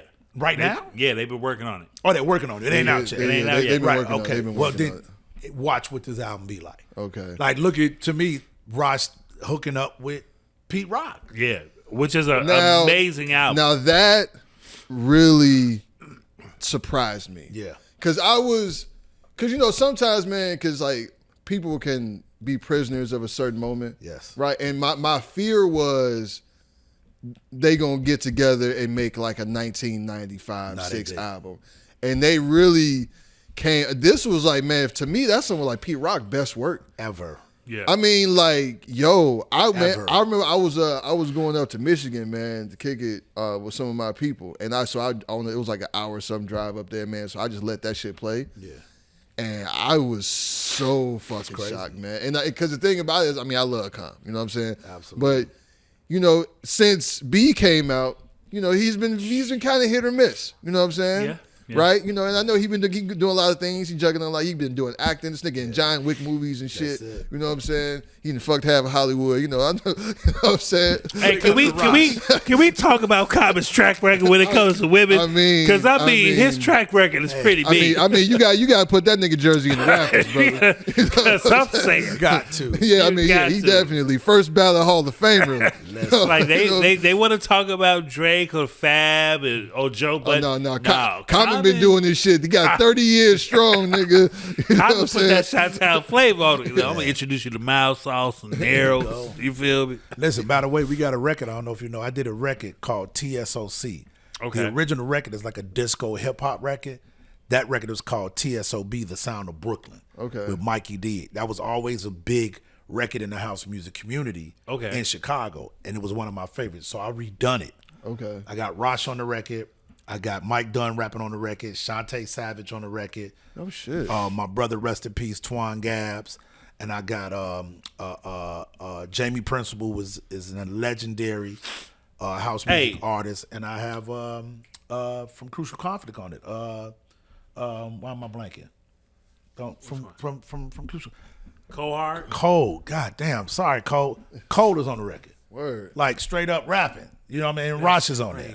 So check that out. TSOC. Let me tell you a crazy story. I used to be a shift manager at Starbucks on 53rd Street, right? And it was this short, dark-skinned dude, skinny dude used to come in there with piercings and all types of crazy shit. I already know where you're going. He always used to order a 4-shot tall mocha with extra drizzle and whipped cream every day. Every day. I know what you're talking about. He'd come in, he'd grab it, we talk for a brief second, disappears. So one day I was like, bro, what do you do? He's like, I'm the drummer for the Gorillas. The Gorillas who? Yeah. The Gorillas, nigga. The Gorillas. So I was like, oh shit, okay, dope. I took it as that, right? Nope. He come back in. And we started talking about music and stuff like that. And he's showing me pictures of like tours. And then later on, I found out this is Jamie Principle that I'm talking to on a day-to-day basis. Yes, sir. Blew my fucking mind. And then when I talked to you at Hyde Park Summerfest, I started doing my research on more house music. Yeah. And I was like, Jamie Principle. Wait, this is the same fucking dude. Lived in Hyde Park. Yep. No one ever recognized him. Like, you know what I'm saying? I mean, it's so amazing. I'm like, and when he came in one day, I told my manager, like, do you know who that is? And she's like, I don't know. And we knew him by his drink. Absolutely. That's just 4-shot tall mocha extra drizzle with whipped cream. Yeah. Like, no, that's Jamie Principle. Yeah. She looked him up. She came to work the next day like, nigga. Yeah. He's Jamie fucking Principle. I was like, yeah, that. And look, I've been trying to get him to come to the pod for so long because it's one artist that I used to love. She's a young girl, and that's her uncle. Oh, wow. Yeah. And she's doing music. But that. Let me tell you something. Jamie is one of those guys, man, where it's kind of the same thing. This was early on. He went to the same church that my family went to as me being a young boy, teenager. Mm-hmm. And she was like, oh, do you know that's he does music. And this is, I'm like 13, 14. Right. She's like, yeah, you ever heard of Jamie Principle? I was like, huh? This is when fucking Jamie is popping like a god. Like, yeah. Like, bro, like, yeah. I used to look up. I didn't even pay attention to church. She'd be like, oh, there he is. And I just be the whole day like, that's Jamie fucking Principle. Like, he's nigga, one of those guys, I made his drink extra, nigga. Oh, yeah. You get it. You want heavy whip? All right. Everybody watching, if you don't know who he is, go type in Jamie Principle. He is a legend.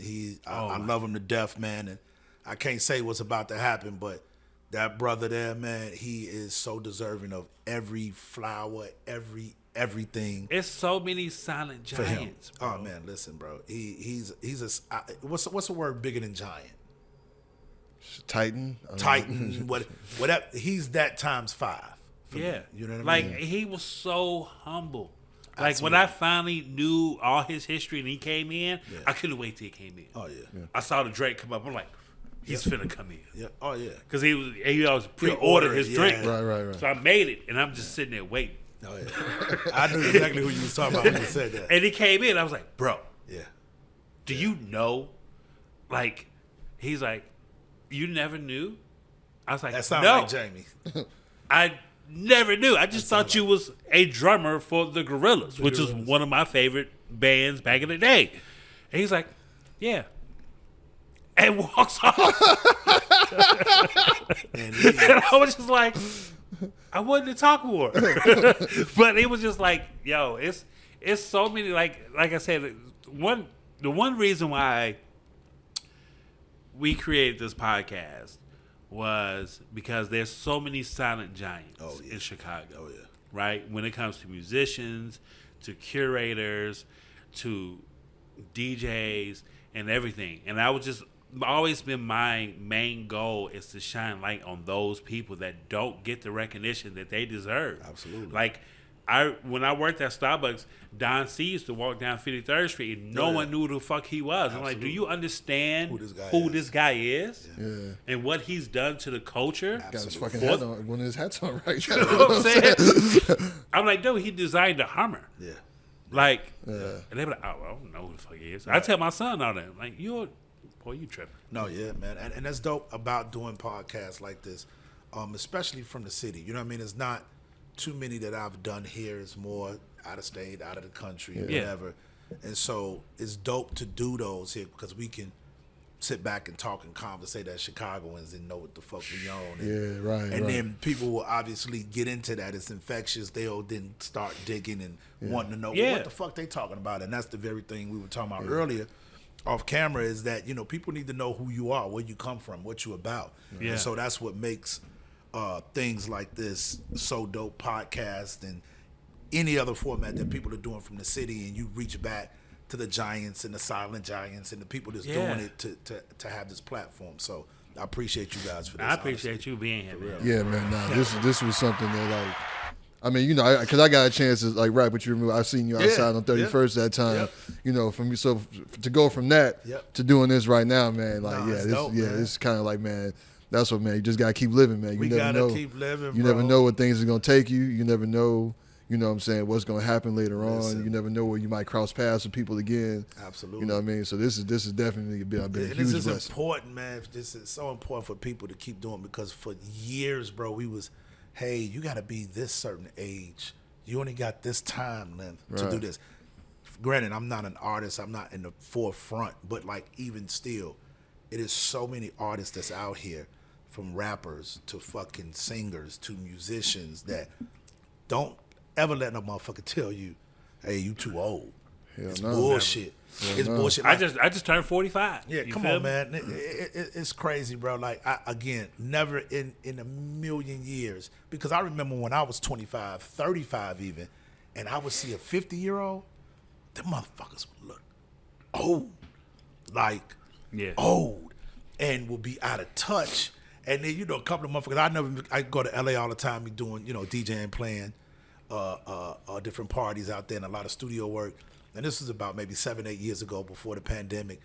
And, you know, be in the studios and, you know, what up, OG? Hey, man, from Chicago, nigga. Don't be, fuck you mean OG. Like, you know what I'm saying?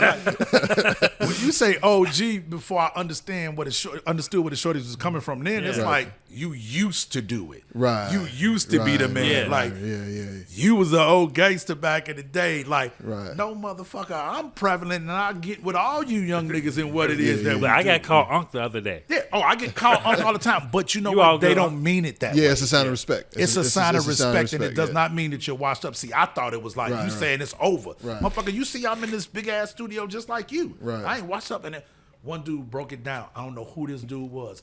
Shorty, he had to be 21 at the time. He's like, man, I saw you got a little touch by that. And he opened my eyes. He's like, we was at a big studio in L.A. called Record Plant. Kanye, everybody and their mama records there. And I was doing a record for somebody. He's like, nah, man, just, you know, I'm from L.A. And he was like, man, I went on my phone and found out who you are, OG. And he was like, we don't mean that like how in y'all era when y'all said it. He was like, we mean that as a term of respect. We want the information from the OGs. Y'all the shit to us. And my mind was blown and I was like, damn. I said, I beat myself up. Like, nigga, you too old. Like, you look too old or, you know. Nah, fuck that. Nah, man. And so that young brother, he opened my eyes to that, man. And so, again, that's just my message to people. It don't matter. If you still got it, do that shit. Because guess what? All the rappers that's out here, I'm like, yo, I'm so glad the 50th anniversary happened for them because a lot of those guys are touring again because of that. And getting money from it. It's like, yo, the people that you came up with still here. Yeah. You ain't got to do what these young motherfuckers is doing. No. They want to hit what you're doing. I went to the Wu-Tang concert with Nas and I was just like, yo. Man, I was on the phone with Jeff. We was talking, me and Jazzy Jeff, and they just did the Rock the Bells cruise.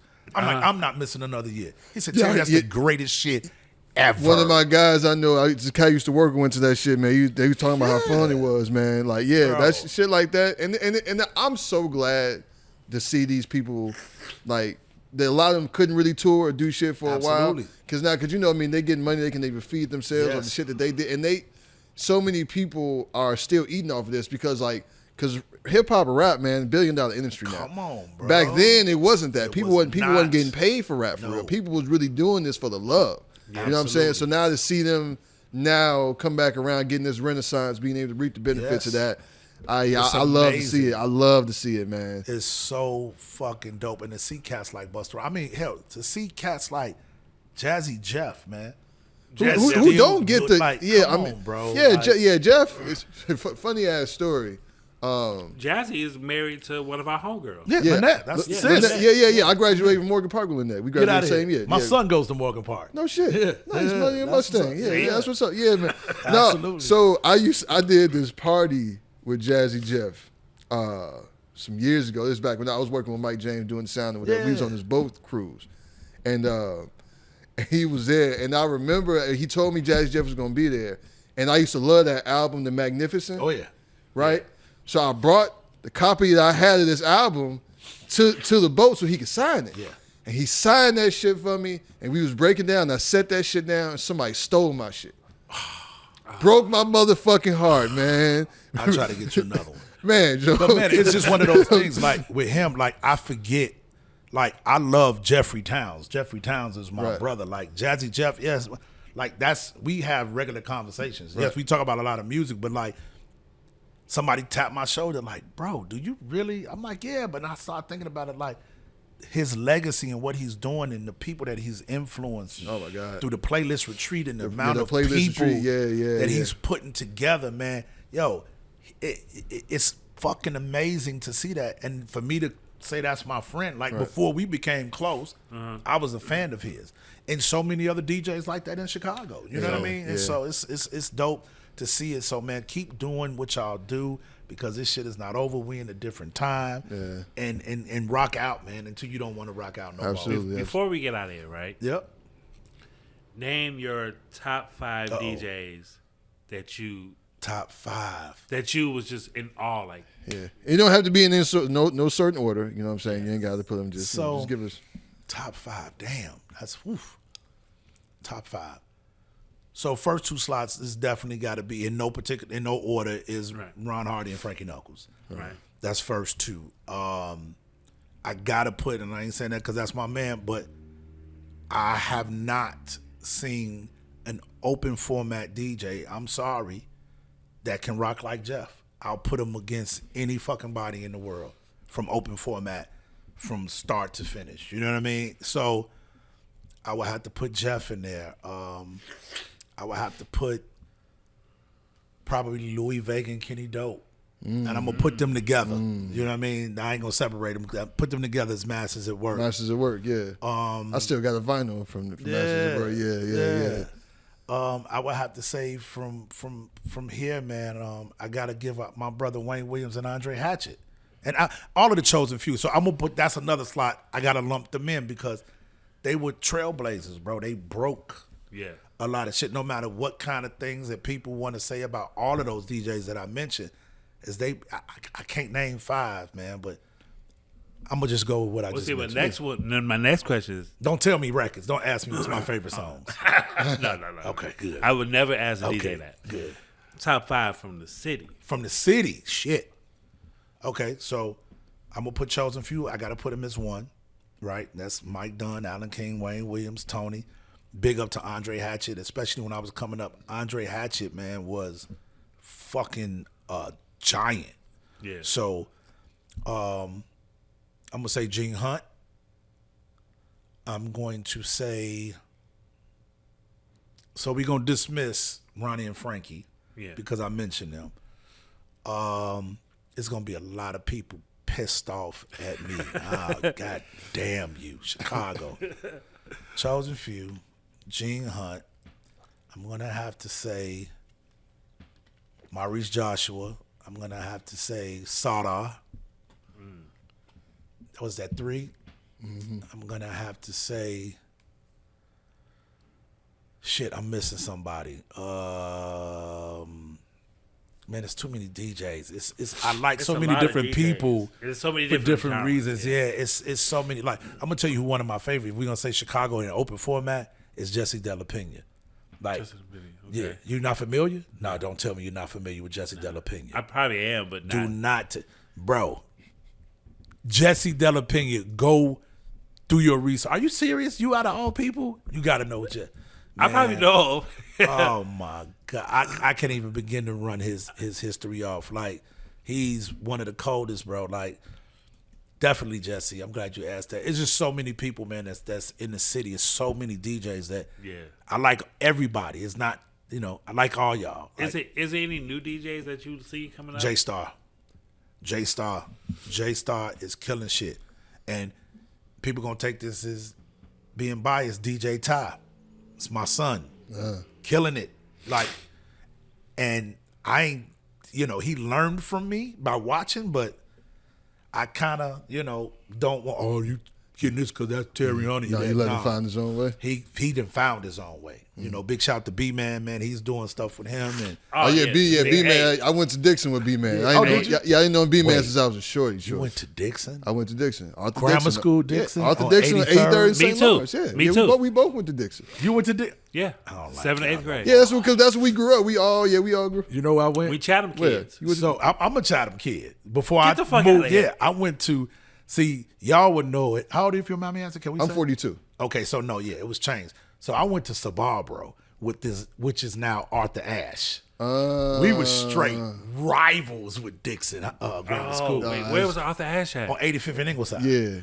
Still It's there. on the other side. On the other side of the college. When I tell you the fight, that's one of the reasons why my grandparents is like, no nigga. I grew up on 82nd and Ellis, 83rd and Ingleside. Yeah, so you was on the other side of the college. We grew up on 82nd and Calumet. I went 82nd Wabash. That's great. Bro, when I say we used to get into it, listen, man. J. Illa, 81st in Michigan. You can't see it, but I don't know. Can you see the little marks right here? Yeah, I can see. So I got a tattoo on it covered up. I got into a big fight with Dixon. It was me and my homie. They tried to jump us, and we was fighting. I got one of the dudes down, and he was on the side of a house. And don't you know how people have their bricks in front of their lawn? Yeah. And I swung, and he moved, and it scraped up my whole hand. I had to get stitches. So it was like an inch away from it coming through the bottom of my hand. Tore ligaments, everything. Wow. Fighting somebody from Dixon. And that's when I went and moved with my grandparents. She was like, you out of here. That's crazy. From West Philadelphia, born and raised. So like it was crazy. Like I grew up on 68th and St. Lawrence. Okay. And that's when so my mother and me and my sister stayed upstairs. Ferris, Juanita, which was my dad's ex-wife, and Celeste stayed downstairs. We had a 2-flat. Yep. So we all lived on 6833 South St. Lawrence. Wow. Our whole life. And then I moved to Chatham in the summer of 91. Gotcha. And that's when Ferris and them, they moved to Park Manor. At that time. Yeah. And through that time, like me and Ferris, we always see each other at gatherings. Yep. But we really got tight when I was old enough to like come outside. I remember when he started telling niggas his Ferris was his brother because we wouldn't see him. That nigga lying. DJ Ferris. When you look at them, though, they look just alike. But yeah, when I look at them, like, no. Yeah. So it was like, and then that's one reason why I never got into DJing. Right. I love DJ. Like I even have a DJ thing on here that I played before the pod. But I was like, yo. Like, no, this is not for sure. No, definitely. Yeah, that's a small word, Dixon. Yeah, that's crazy. Chatham kids. Chicago, Southside, man, small. Yeah, man. Look, but that was another reason why I had to move too, because one number GDs and BDs over there, and I come up with the Blackstones when I was over east side. Well, on the other side of college. No, yeah, but on the when you start going west on college, when you get especially between King Drive and State, it was off ice swords. Cole Park. Right. You know what I'm saying? And see, in between that Chatham thing, I also grew up well, my mother was in Tarrytown, so I was on Sunday night to Colfax. Over east. So I was over east so I was like, yeah, I got it. Yeah. And the town was a whole thing to his own. You know what I'm saying? Yeah. Shit, they get into The same thing with Thule Park. Absolutely. We used to go to Thule Park. Yes. You know, And Thule Park was. And so it's crazy to even think about navigating through the city through that time. Oh, yeah. Because you really had to know. You had to know. You had to know what was what, who was who, what the decks was, what they was on. You know what I'm saying? And if you wasn't plugged, if you wasn't on that, unless you was about that life, you know what I'm saying? Because they was going, if you was going over there, if niggas gonna be outside they don't know you, they gonna find out who you are. Find out who you know are. what I'm saying? Yeah. Low key, that's one of the reasons. Another one of the reasons I never say that, but we on some Chicago shit. That's why I couldn't go to Dub Bar no more. That was another reason. Yeah. One of this hook ass nigga over here. Oh yeah, we gotta go. Hooks. Gotta go. Let me go to Hyde Yeah, Park. right, because there was so many folks on the low end. It was so many GDs on the low yes, end. Yeah, sir. you know what I'm saying? Yeah. So between Terry, from the man, yeah. I really appreciate you coming through. man, This has been a fucking legendary interview. Absolutely, Yes, bro. sir. No, Yes, thank sir. you, Yes, man. Sir. Yes, sir. What you got coming up now, man? 'Cause you know. Man, yeah, like I said, Wait, Chosen Few, y'all just released the date, right? July 12th, 2025. July 12th, 2025. But I'm just working, man, building a label, working with big artists. I got stuff. I got a new joint that's finna drop in 2 weeks with Lettucey. I just did a joint with her. Okay. Just finished up something with Avery Sunshine. Okay. Right now, the Yolanda Adams record is popping church doors. We're doing Today Show in a couple of days and all kind of stuff, man. Shantae Savage. Me and Tifa got a project. I saw that. I saw that. Yeah. That's dope. So we're doing a full project where it's kind of like, I don't want to call it hip house because it's new. We're doing something different. Yeah. But it's straight up like the beats is straight up house and Tifa spitting on everything. And we got a single out now called International that's going fucking crazy. We did a video for it, so I'm looking forward to really doing that because it's different. Yeah, I blew Tifa mine like a while ago when I ran into her. I was like, yo, I remember you was with Infamous Syndicate. Oh, yeah. That Infamous Syndicate album. Yes, sir. Don't get mad. We used to play the hell out of that album. Her and Shauna was going crazy. That's how me and Tifa met, was because at that time when they stopped, Tifa was doing her thing on her own. Right. And No ID was like, I need you to fucking work with Tifa. Yeah. And he put me and Tifa together 20 plus years ago. So my cousin Richard Redmond used to do, he was with Jubilation. Oh shit, yeah. So he used to do all these like small concerts at school. So like when I was in high school, I've worked with LL Cool J, I worked with 702, 112, Soul for Real, Outkast. Still can't find that fucking picture. Still can't find the Outkast. We got a picture with Outkast. Me and him with Outkast back in Julian High School. This has been like 96. This is AT Alien time. Oh shit. And lost that fucking picture, man. Yeah. You know what I'm saying? So like I've always been in the industry since I was in high school, just dealing with people. So like, no, that's dope. It was just crazy. Yeah, but when I blew Tifa mine, she was like, wait a minute, Infamous. I'm like, I was there. Tifa. That's my sister. Like, she's family, man. Yeah. I remember when Shauna came back out with DTP. Yeah. I was like, oh shit, that's the old girl from Infamous Syndicate. Yeah. Niggas was like, who? Nah, man, we used to play. Legends. Oh my god, I gotta go find that album. You know what I'm saying? I'm talking about. I used to play the fuck out of that album. That's fucking crazy. Yeah, man. I know we gotta get up out of here though. We didn't kept you long enough. Man. Nah, listen, man, it's all good. I appreciate y'all for real, man. Yeah, man. We gonna push this when it come out and get some new eyes on the pod. You know what I mean? I appreciate that. Yeah, I appreciate that. We low key. We y'all ain't low nothing. Stop. We stay consistent. Yes, man. you do. We stay consistent. Yeah, you know, stay low key firing, man. That's it. You know got to, bro. Yeah. All right, man. Appreciate you tell guys. the people, man, where they can find you at, bro. Rell the producer, 914 Media Group, both on Instagram. Yes, sir. Me, everything DJ Terry Hunted.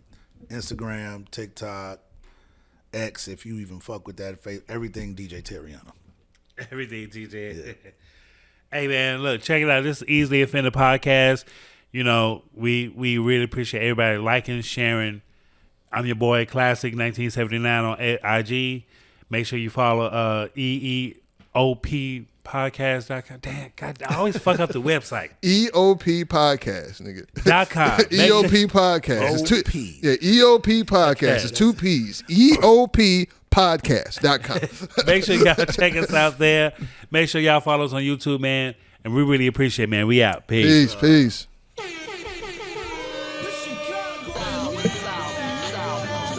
Yes, sir.